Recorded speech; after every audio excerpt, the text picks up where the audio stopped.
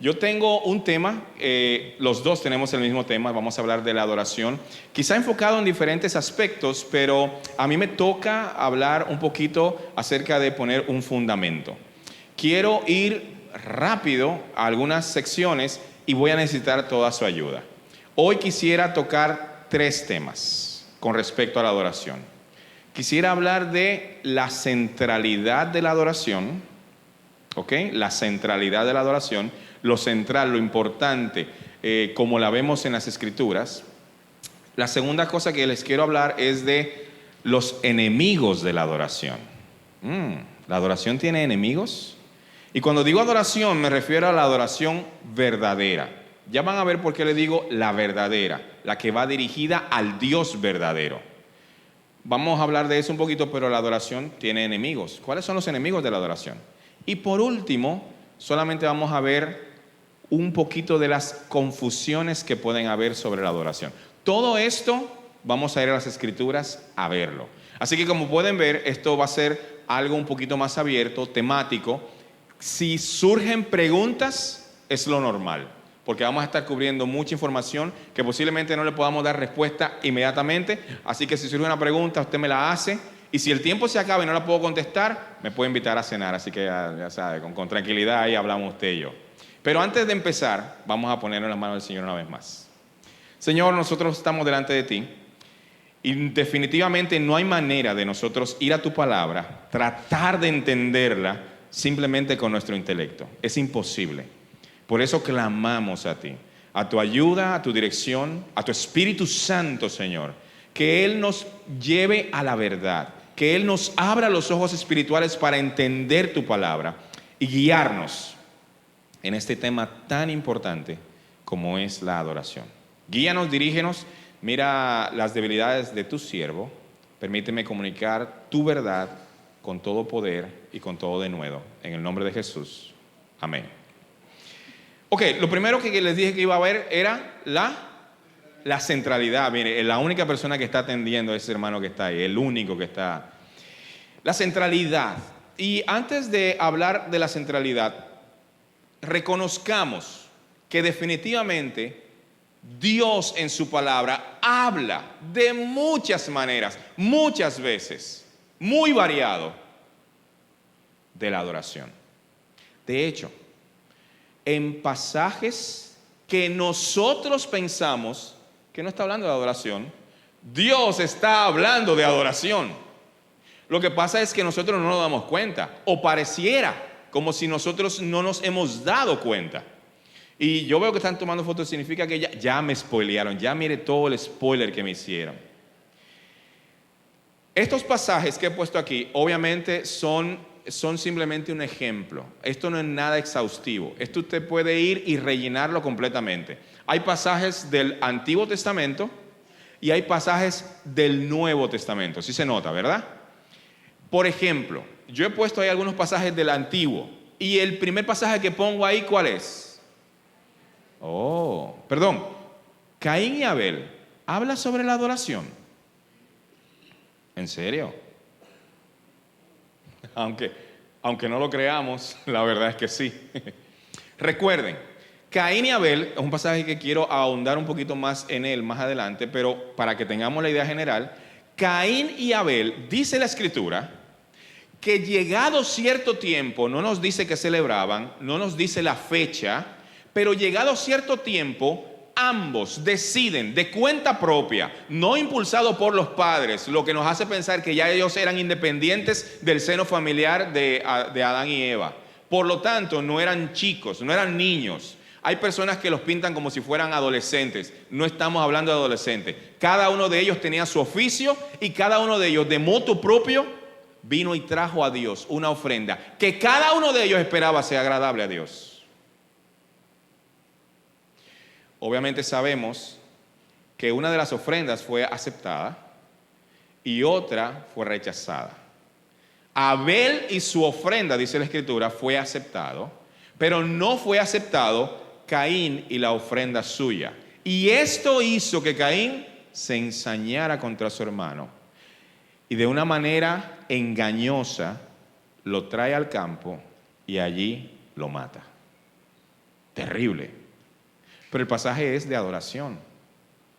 El pasaje es de dos personas trayendo una ofrenda que sea agradable a Dios. Nuestras ofrendas, lo que le damos al Señor, sea en producto o sea en servicio, sea en devoción, sea en entrega, sea en derramamiento de corazón, eso es una ofrenda y eso es adoración. A veces pensamos que los pasajes no están hablando de adoración, hablan de adoración. Abraham, Isaac y Jacob, ambos los tres, he elegido los patriarcas, pero he elegido estos pasajes que usted los puede explorar un poquito más. Mire, Génesis 12:7, Génesis 26:25 y Génesis 35:7.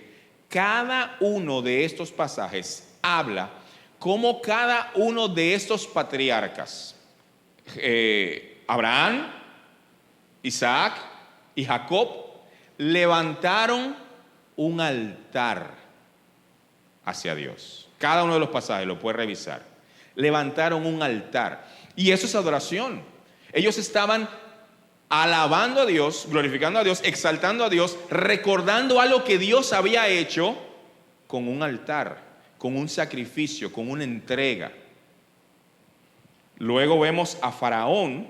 ¿Y por qué está Faraón aquí? Bueno, lo que pasa es que la primera vez que Moisés se enfrenta al Faraón, Moisés le dice al Faraón que deje ir al pueblo para que el pueblo vaya a adorar. La primera vez que Moisés y Faraón se encuentran, Moisés le dice a Faraón, deja ir a mi pueblo para que adore. Y en algunos pasajes dice, y regrese. Era que fueran a adorar.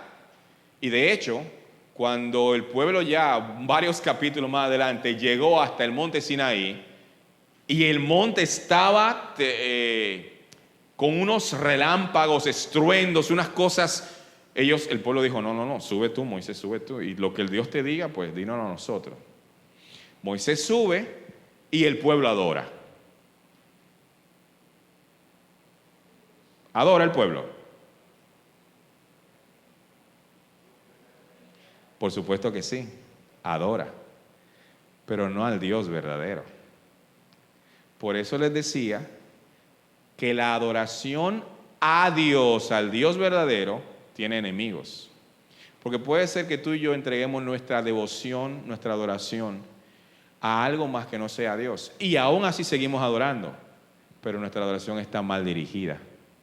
Porque todos siempre somos adoradores. El problema no es que seamos adoradores, el problema es a quién estamos adorando. Cada cosa que esté en nuestra vida y en nuestro corazón y esté compitiendo con Dios, con darle el primer lugar, ese es mi ídolo, es mi objeto de adoración. Y cuando me tocan el ídolo, mi carne lo siente, porque eso es lo que yo adoro. Por lo tanto, cuando el pueblo a las faldas, a los pies del Sinaí, adora el becerro que habían construido, que Aarón dice, no, yo junté unas piececitas y se formó eso, yo lo tiré y eso salió así. El pueblo estaba adorando, muy mal, pero estaba adorando. Y luego Josué, en capítulo 24, versículo 15, es una porción que muchos de nosotros tenemos colgadas en nuestras casas. Es una porción que es como una conmemoración, que es como una consigna, una devoción, que dice, pero yo y mi casa serviremos al Señor. ¿Y por qué? Pero yo y mi casa serviremos al Señor. Yo le he puesto en un listado de pasajes sobre la adoración. ¿Qué usted cree? Porque adorar a Dios es servir a Dios. Usted no hay manera de que nosotros digamos que adoramos a Dios si no le servimos. No hay manera. Nuestra adoración también se convierte en servicio. El servicio, mi entrega, mi sacrificio, mi servicio al Señor es también parte de mi adoración. No hay nadie que pueda decir, yo adoro a Dios, pero no le sirvo. No. Si usted es un adorador del Dios de la Biblia, usted es un siervo del Dios de la Biblia también. Del otro lado están los pasajes que tienen que ver con el Nuevo Testamento. Cuando en Mateo capítulo 2, versículo 11, dice que los magos del oriente vinieron y le trajeron presentes al Señor. A Herodes ellos le dicen, porque su estrella hemos visto en el oriente y hemos venido a adorarle. El tema de la adoración es central. Yo elegí algunos pasajes al azar, pero pudiéramos pasarnos un montón de pasajes. La samaritana, Juan capítulo 4, es uno de los pasajes más icónicos para hablar de adoración, porque en esa porción Jesús le dice a la samaritana que el Padre es espíritu y está buscando ciertos adoradores que le adoren en espíritu y en verdad. Pablo en 1 Corintios capítulo 10 versículo 31, ese yo no tengo ni que decírselo. O sea, el que no se sabe ese pasaje no ha visto eso que está allá abajo. No, miren. No es de esta iglesia el que no se sabe ese pasaje. Vamos a hacer una prueba de membresía. El que no se sepa eso no puede. Si pues coméis o bebéis o hacéis otra cosa, hacedlo todo para la gloria de Dios. Perdóname, comer, beber, yo adoro a Dios con eso. Con cosas tan cotidianas, cosas de tantos los días, casi todos nosotros posiblemente tengamos bien segura las tres calientes, como decimos allá en Santo Domingo, las tres calientes. El desayuno, por lo que veo, algunos de nosotros tenemos más de las tres calientes. Sí, desde aquí puedo dar un panorama y ver que algunos tienen más de tres. Pero por supuesto que con la comida, por supuesto que sí, con las cosas más triviales de la vida. En esas cosas también tenemos que ser adoradores. Y dice allí que aún lo que comemos, si pues coméis o bebéis, o cualquier otra cosa englobando todavía más, ampliando más, generalizando todavía más el concepto de adoración, eso que hagan, háganlo para la gloria de Dios. La adoración es central, pero también es holística. Holística significa que lo abarca todo, que es general, que es amplia. Pedro, Juan en Apocalipsis, ustedes los pueden buscar. Todos estos pasajes y aún muchos más, pasajes que para nosotros pareciera que no está hablando de adoración, sí lo está haciendo.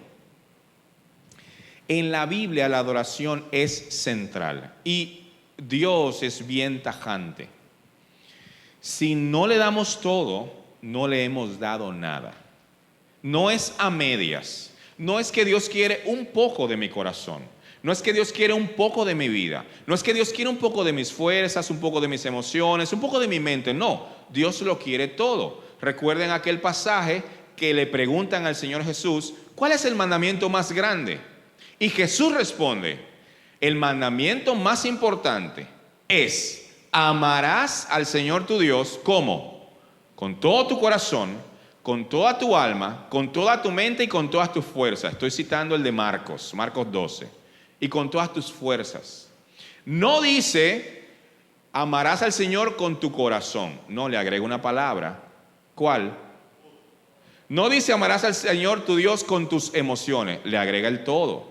No dice simplemente con tu alma, con toda tu alma. Y no dice simplemente con fuerzas, dice con todas tus fuerzas. Es la palabra que más se repite en ese pasaje. Posiblemente para nosotros sea muy importante las fuerzas, el corazón, definir qué son las emociones, la mente, definir todo eso. Pero realmente la palabra más importante allí, después de amar, es todo. Porque a Dios, si no le hemos dado todo, no le hemos dado nada. Mire cómo entonces el concepto de adoración que muchas veces traemos, la Biblia no lo tiene. Para nosotros la adoración son las canciones que cantamos. Para nosotros la adoración es el ministerio de alabanzas que viene y dirige una canción aquí. Para nosotros la adoración es la música que yo pongo en el radio mientras voy en el carro y ahí yo estoy alabando al Señor. Para nosotros la adoración tiene una connotación musical que no lo tiene en las Escrituras. Para las Escrituras la adoración lo es todo. Por eso, la adoración verdadera, la que va dirigida a Dios, tiene enemigos. ¿Sí? La adoración que va dirigida a Dios tiene enemigos. Mírenlo ahí, mírenlo ahí. Y aquí yo les pongo 3 enemigos. Pueden ser más, pero no nos daría el tiempo. Primer enemigo que está en la lista: Satanás. Aquí hay 3 pasajes, no voy a poder entrar en ellos con todo el tiempo, pero voy a por lo menos enumerarlos. El primer pasaje de Isaías es un pasaje que por lo general los teólogos siempre han atribuido a Satanás.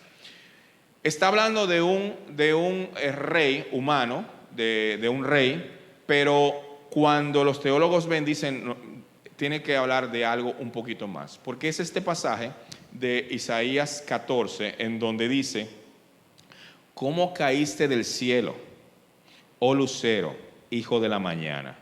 ¿Conocen ese pasaje? ¿Me acompañan un momentito allí, por favor? Para que lo leamos todos y veamos qué dice allí que puede ser relevante para el tema de la adoración que estamos viendo hoy.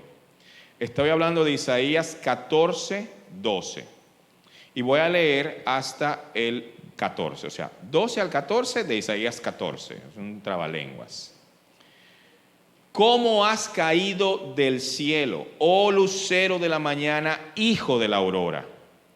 Has sido derribado por tierra, tú que debilitabas a las naciones. Y mire lo que dice el 13. Pero tú dijiste en tu corazón: subiré al cielo, por encima de las estrellas de Dios levantaré mi trono. Esto es serio, esto es perverso. Me sentaré en el monte de la asamblea, en el extremo del norte. Subiré a las alturas de las nubes, me haré semejante al Altísimo. Cuando los teólogos ven esto, dicen: mira, esto es un lenguaje poético que definitivamente no pareciera ser atribuido solamente a un hombre. Aquí hay una traición cósmica, aquí hay una traición celestial, donde un ser está queriendo robarle a Dios el lugar. Y aquella adoración, aquella veneración, aquel poder, aquel estatus que solo le pertenece a Dios, esta persona lo está reclamando para sí. Sí se nota, ¿verdad? Seré semejante al Altísimo. O sea, en su delirio, Satanás quisiera el lugar de Dios. Si fuera solamente este lugar el que lo plantearía, pero hay más, porque el segundo pasaje que está allí es el de Génesis 3:5. ¿Sabe qué pasaje es Génesis 3:5? La tentación, la caída. Satanás irrumpe en la historia del ser humano a través de una serpiente y le dice a Eva: no, el día que ustedes coman, ese día, ¿qué pasará? Serán como Dios. ¡Wow! Es lo mismo. Él quería ser semejante al Altísimo y ahora engaña a la humanidad diciéndoles: ustedes serán como Dios. La humanidad tiene todos los años que esta tierra tiene creyendo esa mentira. Todos los años. creemos eso, de que podemos nosotros, sin Dios. Yo puedo, yo también. Pero si fuera ese el único pasaje que nos mostrara cómo Satanás opera, qué hay en la mente de Satanás. Pero el tercer y último pasaje de ese listado de Satanás es fulminante. Mateo 4.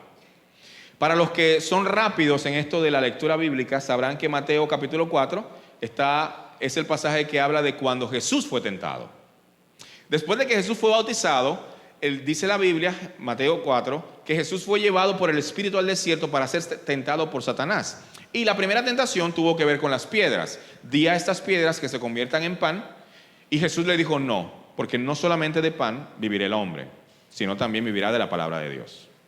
Luego la tentación era llevarlo a la parte más alta del templo, que posiblemente era uno de los edificios más altos de la época, y decirle, aviéntate, porque no te pasará nada. Dice la Biblia, a sus ángeles mandarán que te protejan, y Jesús le responde, no tentarás al Señor tu Dios.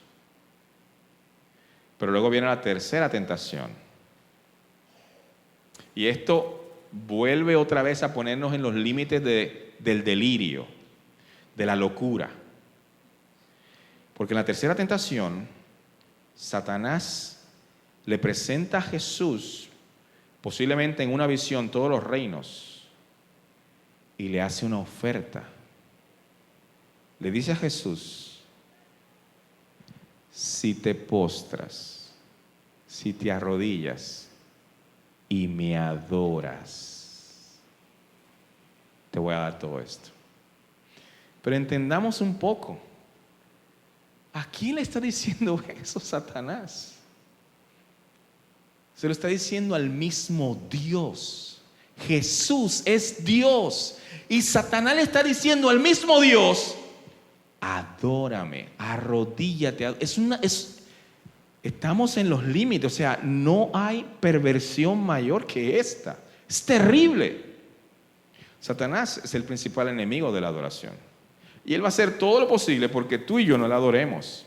Él no simplemente quiere adorarse, que lo adoremos a él. Porque hay mucha gente que cree, no, pero yo no adoro al diablo. En el momento en que nosotros quitamos nuestra adoración de Dios, estamos adorando cualquier otra cosa, ya no estamos adorando al Dios verdadero. En el mismo momento. Porque recuerde, si no le hemos dado todo, no le hemos dado nada. Satanás es el principal enemigo. Hay un segundo enemigo ahí en la lista. ¿Cuál es?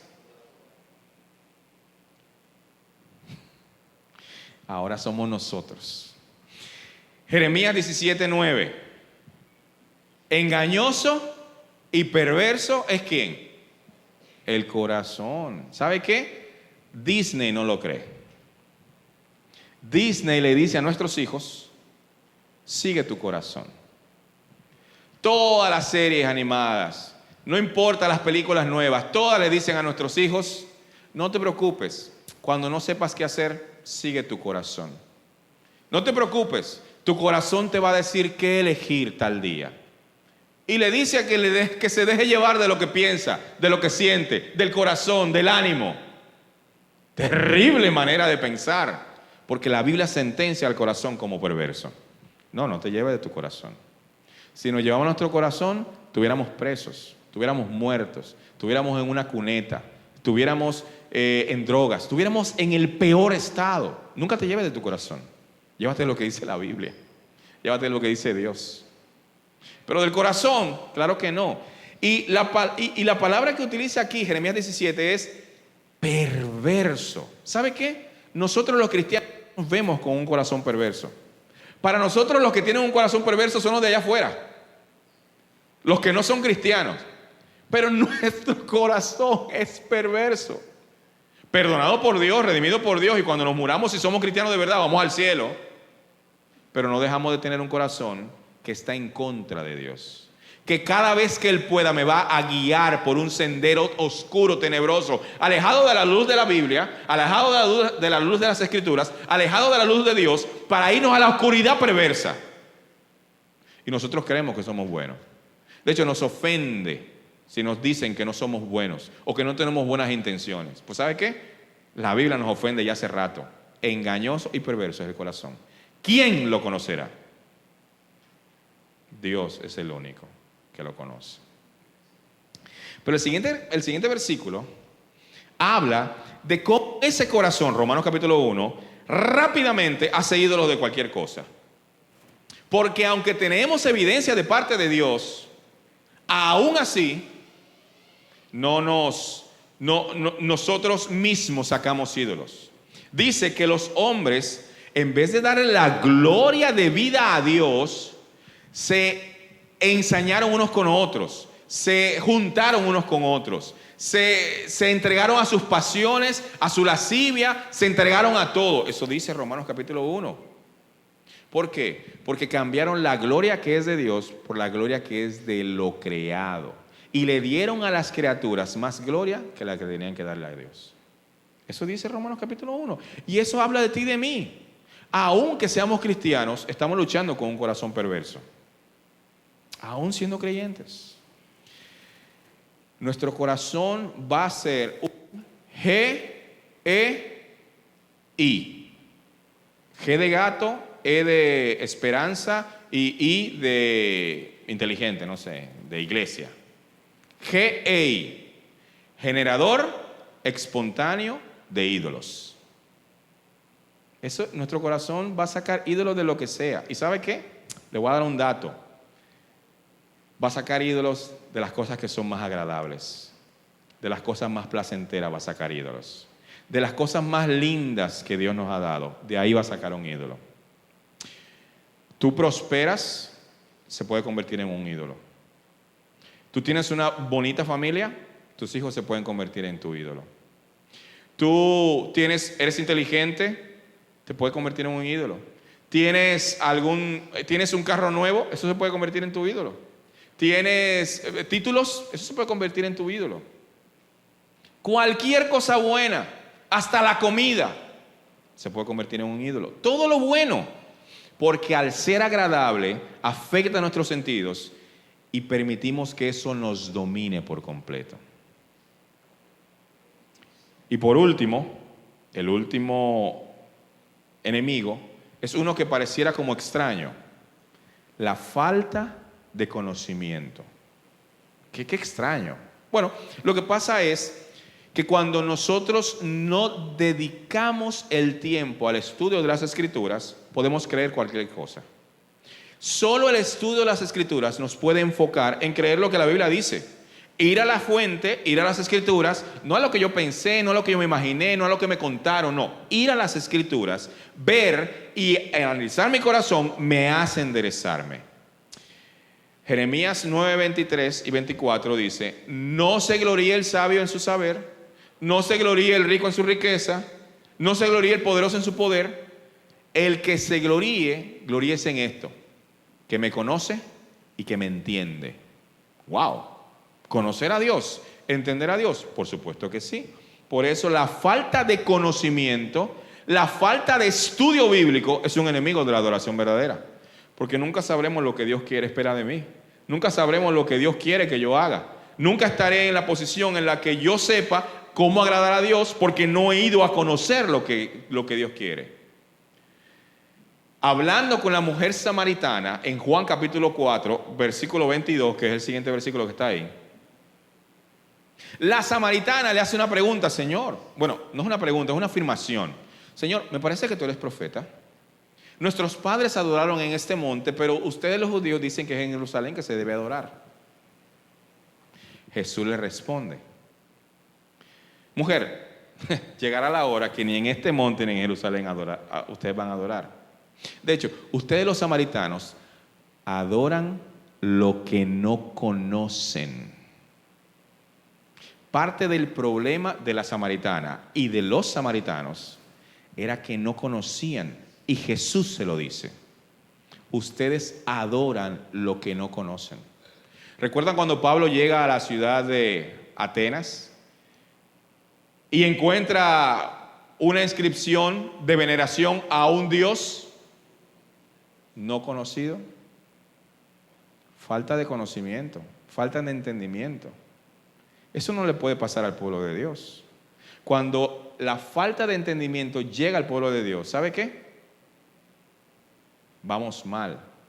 Porque la misma Escritura dice, mi pueblo perece por falta de conocimiento.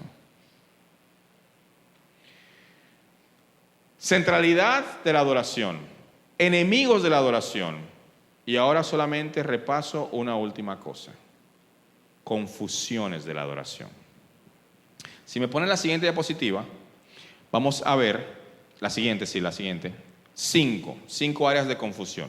No las voy a decir todas, solamente voy a dar un comentario de la primera. Pero sí se las dejo de tarea para que quizá alguien haga una pregunta al final o quiera un poquito de aclaración.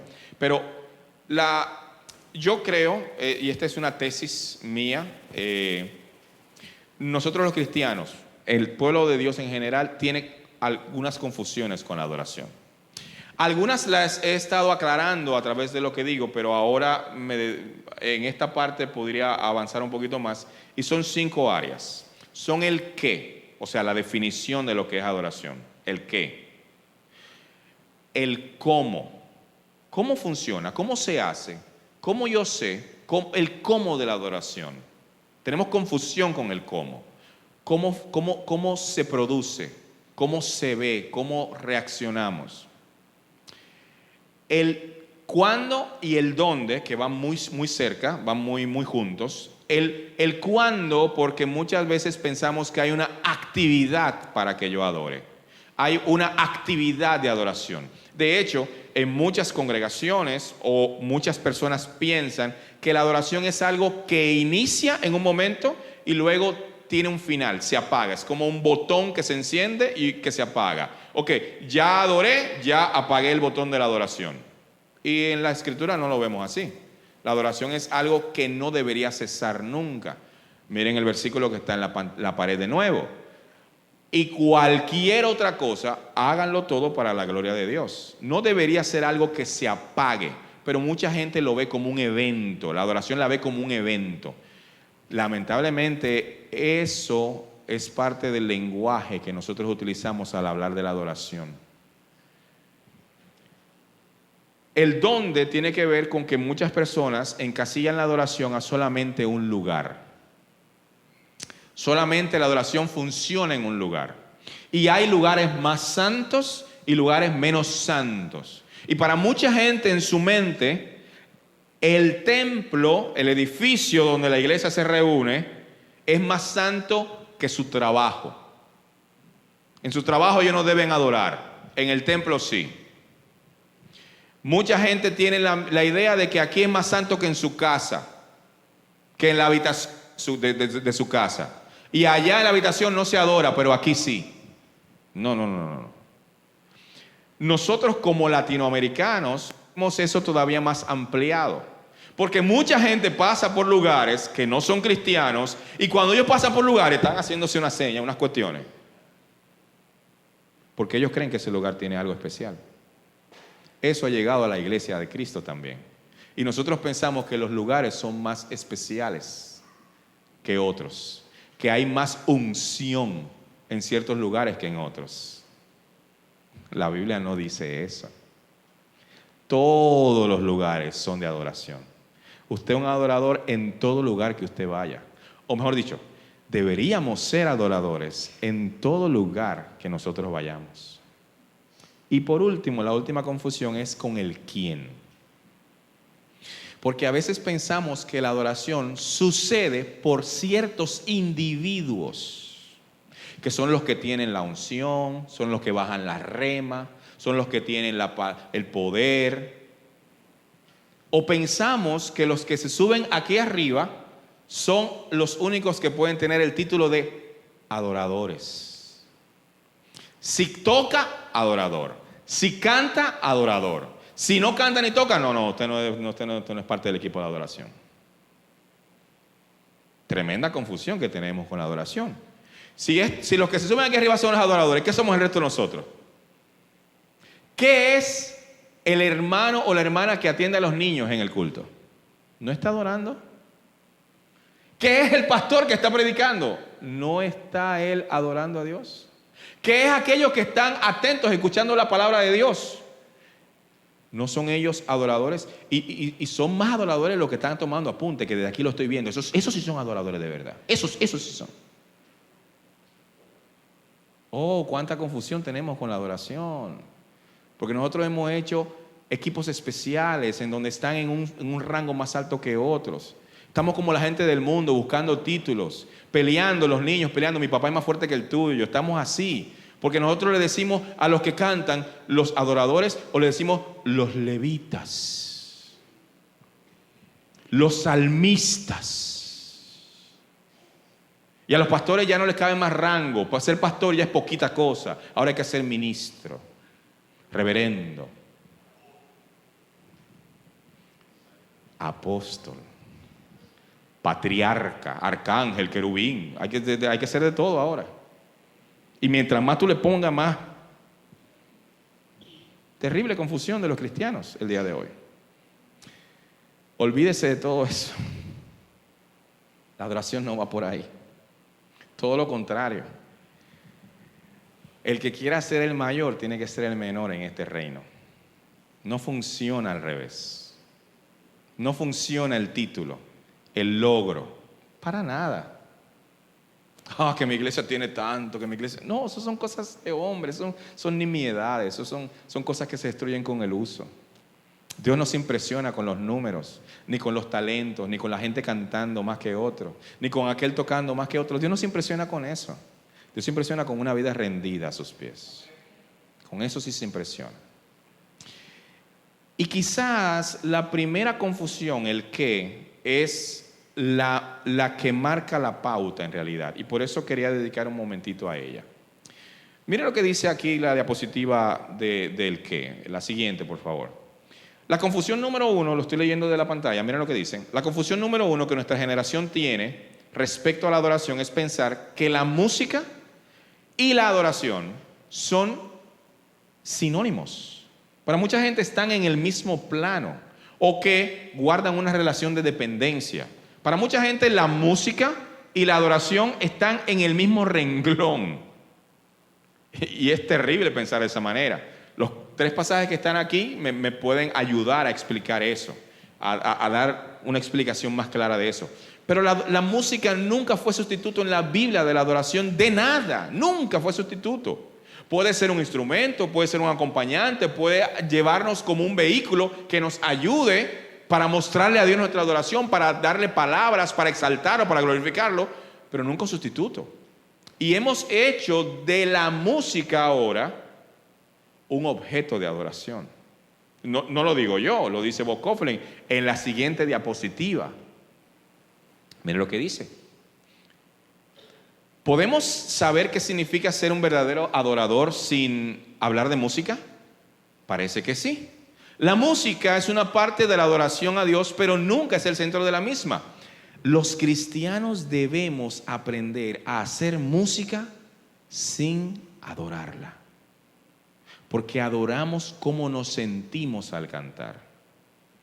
Le damos demasiado lugar a cómo yo me siento cantando. Y hacemos de ese sentimiento, de esa sensación, adoración. Y ahora la gente va a la iglesia y va buscando ese sentimiento. Al punto de que cuando no lo obtiene, ¿sabe qué? Dice, Dios no estuvo allí. ¿Sabe por qué? Porque no sintió. Ay, mira cómo me pongo. Ay, mira cómo me pongo. Y al no sentir, Dios no estuvo. Dios no se manifestó, la presencia de Dios no está, el culto estuvo flojo, a esta iglesia le falta fuego, le falta poder, porque no sentí.